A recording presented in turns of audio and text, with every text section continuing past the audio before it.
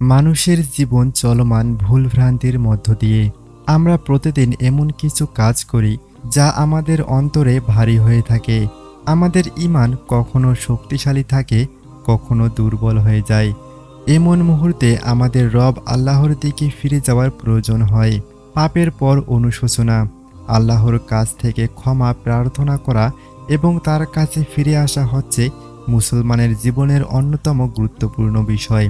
এই ভিডিওতে আমরা আল্লাহর কাছে নিজের পাপ নিয়ে কিভাবে অনুশোচনা করতে হয়, কেন আমাদের অনুশোচনা করা উচিত এবং কিভাবে আল্লাহ আমাদের ক্ষমা করেন সে বিষয়ে আলোচনা করব। এটি কেবল একটি ভিডিও নয়, বরং আল্লাহর কাছে আমাদের প্রত্যাবর্তনের আহ্বান। আমরা কখনো ইচ্ছাকৃতভাবে, কখনো অনিচ্ছাকৃতভাবে পাপ করে থাকি।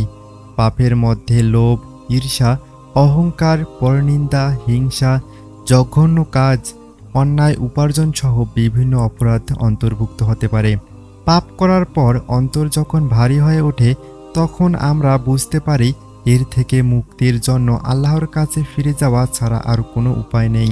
তবে প্রশ্ন হচ্ছে, কেন আমাদের পাপের জন্য আল্লাহর কাছে ফিরে আসা উচিত?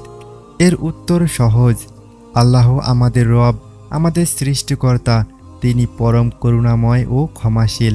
আল্লাহ পবিত্র কুরআনে বলেছেন, হে আমার বান্দাগণ, যারা নিজেদের প্রতি অন্যায় করেছ, তোমরা আল্লাহর রহমত থেকে নিরাশ হও না।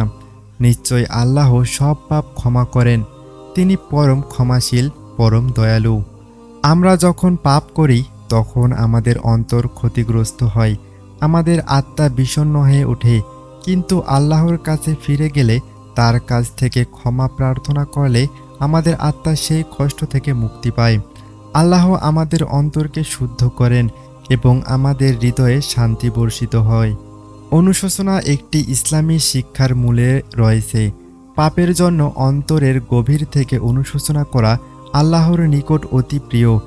আল্লাহর রসুল সাল্লাল্লাহু আলাইহি ওয়াসাল্লাম বলেছেন, প্রকৃত তওবা হলো পাপের জন্য আন্তরিকভাবে অনুশোচনা করা।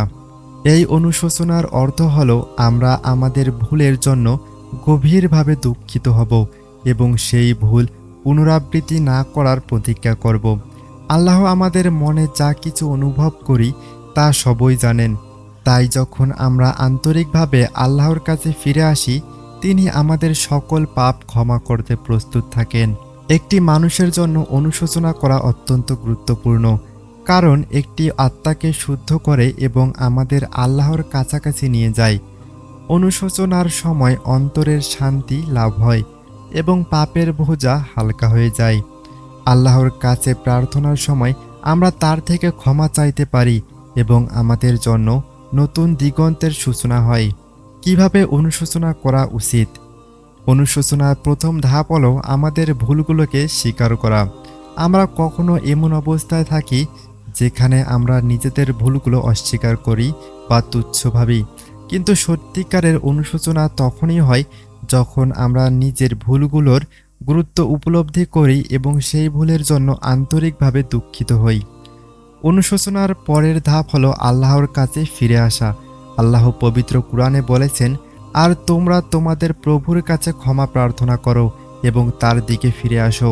আমরা আল্লাহর কাছ থেকে ক্ষমা চাইতে পারি যে কোনো সময়, যে কোনো অবস্থায়। তিনি আমাদের জন্য সব সময় অপেক্ষা করেছেন। অনুশোচনার সময় আমাদের উচিত একান্ত আল্লাহর সামনে দাঁড়ানো, আমাদের পাপগুলো তাকে জানানো এবং তার থেকে ক্ষমা প্রার্থনা করা। তওবা, ফিরে আসার পথ। তওবা হলো ইসলামের একটি অন্যতম মূলনীতি, যা একজন মুমিনকে পুনরায় আল্লাহর পথে নিয়ে আসে। তওবার অর্থ হচ্ছে পাপের জন্য অনুশোচনা করে আল্লাহর কাছে ফিরে আসা এবং সেই পাপ থেকে দূরে থাকার প্রতিজ্ঞা করা। আল্লাহ বলেছেন, তোমরা সবাই আল্লাহর কাছে তওবা করো, হে মুমিনগণ, যাতে তোমরা সফল হতে পারো। তওবা কেবলমাত্র পাপ থেকে মুক্তির একটি উপায় নয়, এটি আল্লাহর নৈকট্য লাভ করার একটি গুরুত্বপূর্ণ উপায়। আল্লাহ আমাদের জন্য সবসময় ক্ষমাশীল। তিনি আমাদের তওবা করার জন্য অপেক্ষা করেন এবং আমাদেরকে নতুনভাবে জীবন শুরু করার সুযোগ দেন। আল্লাহর রহমত ও ক্ষমা। আল্লাহ অত্যন্ত দয়ালু ও করুণাময়। তিনি আমাদের সব পাপ ক্ষমা করতে প্রস্তুত থাকেন। যদি আমরা আন্তরিকভাবে তওবা করি, আল্লাহ পবিত্র কোরআনে বারবার আমাদের তার রহমতের কথা স্মরণ করিয়ে দিয়েছেন। নিশ্চয়ই আল্লাহ ক্ষমাশীল, পরম দয়ালু। আল্লাহর রহমত ও করুণা সীমাহীন। কোনো পাপ এত বড় নয় যে আল্লাহ ক্ষমা করতে পারবেন না।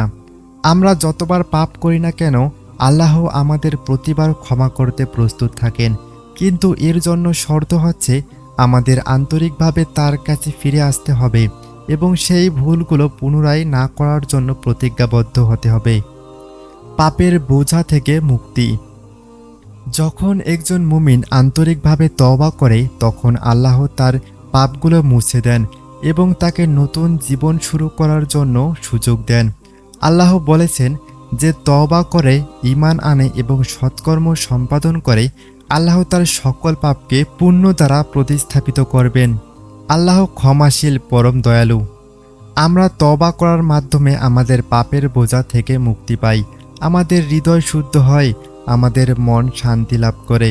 আল্লাহ আমাদের তওবার মাধ্যমে আমাদের জীবনকে নতুন করে সাজানোর সুযোগ দেন। আল্লাহর কাছে ফিরে আসা এবং পাপের জন্য অনুশোচনা করা আমাদের জীবনের অপরিহার্য একটি অংশ। পাপ করার পর যদি আমরা আন্তরিকভাবে অনুশোচনা করি এবং আল্লাহর কাছে তওবা করি, তাহলে আল্লাহ আমাদের সব পাপ ক্ষমা করবেন। তিনি আমাদের অন্তরকে পরিশুদ্ধ করবেন এবং আমাদেরকে তার নৈকট্য লাভের সুযোগ দিবেন। আসুন আমরা সবাই আমাদের পাপের জন্য অনুশোচনা করি, আল্লাহর কাছে ফিরে আসি এবং তার কাছ থেকে ক্ষমা প্রার্থনা করি। আল্লাহর রহমত থেকে আমরা যেন কখনো নিরাশ না হই।